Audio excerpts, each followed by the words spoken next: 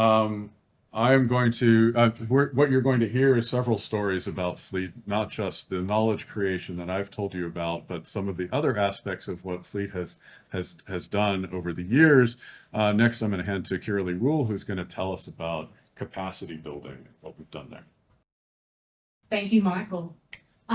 So what you just saw on that last slide was a little bit about our scientific outputs. But scientific outputs in terms of patents and publications is not all that we were at Fleet.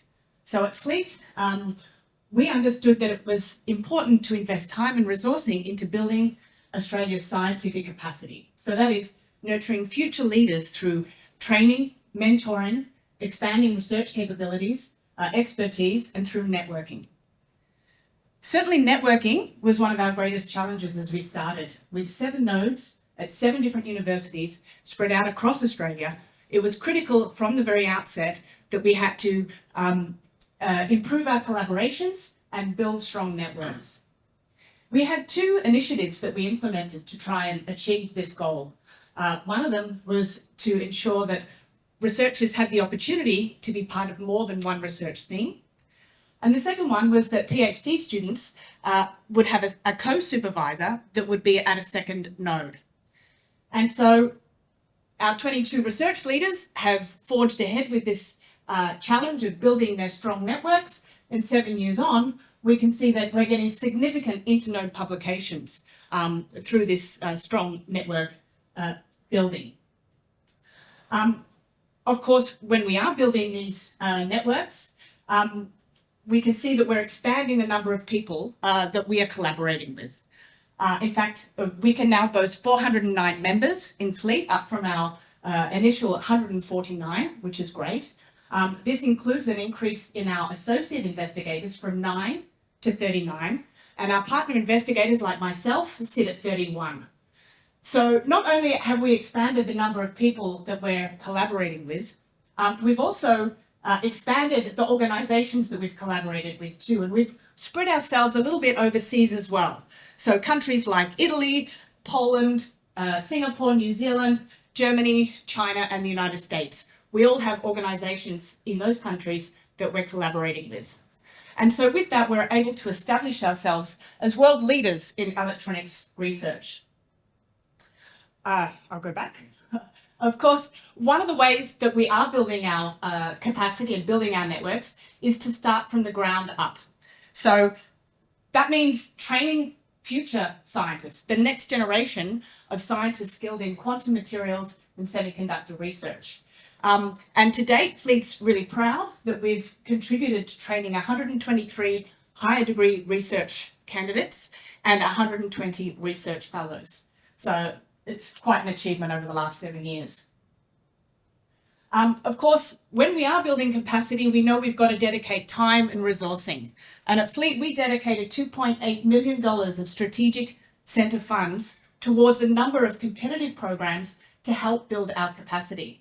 So this includes certain initiatives like seed funding grants, collaborator travel grants, Women in Fleet and Diversity in Fleet fellowships, which Julie will talk about in a little bit. We also had internships and carers grants. All of these have come together to help support our scientists and build Australia's scientific capacity. Of course, not only are we building capacity through those competitive programs, but we also have a Fleet translation program. So this is being able to translate our research, our scientific discoveries, into the devices of tomorrow.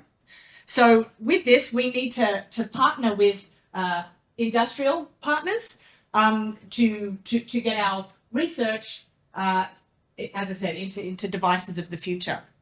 One of the ways that we were doing this is through our Meet Fleet event that we held in Sydney last year.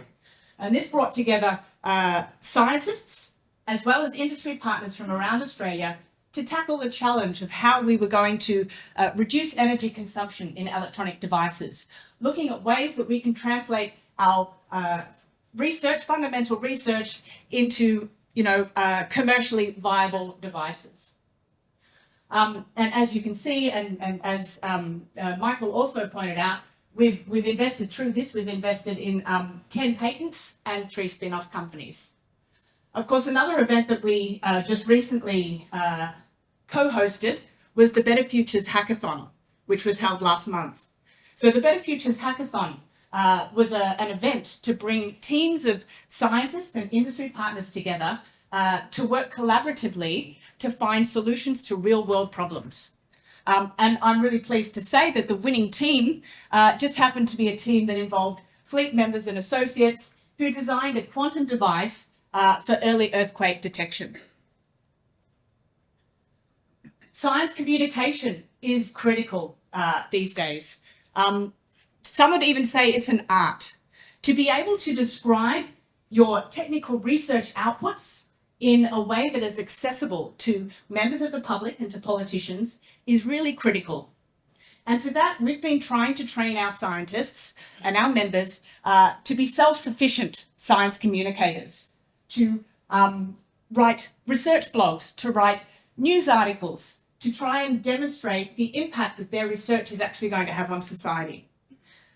These blogs and news articles are all currently available up on our Fleet website. And going forwards, they're going to form a nice repository that will go up on our Fleet Legacy website. So watch this space. Fleet's also understood the importance of mentoring, and we've invested in 5 formalised mentoring programs, and every member has the opportunity to join these mentoring programs, either as a mentor or a mentee. Currently, 144 members have taken up this opportunity to talk about career pathways and career progression and career challenges. Of course, not only do we have our formalised mentoring programs, but we also have discovered that there's quite a strong community network within our centre that leads to very informal mentoring situations.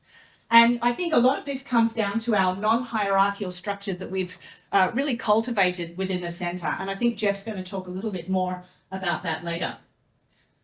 Finally, we're very proud of our graduates and our early career researchers. And so we've developed the Fleet Career Tracking Program, where we're keeping track of where our early career researchers end up. And it's great to see they're all moving on to different places, including around Australia and internationally. When we touch base with our early career researchers as they've moved on, resoundingly we hear back how important these capacity building programs that we've offered them through Fleet have really aided in their scientific career development, how they've got confidence to present at large events, how they've developed networking skills that have really helped them with their scientific discoveries. So with that, I'd like to end and welcome Mitko to come and have a chat about Fleet's impact on STEM Ed.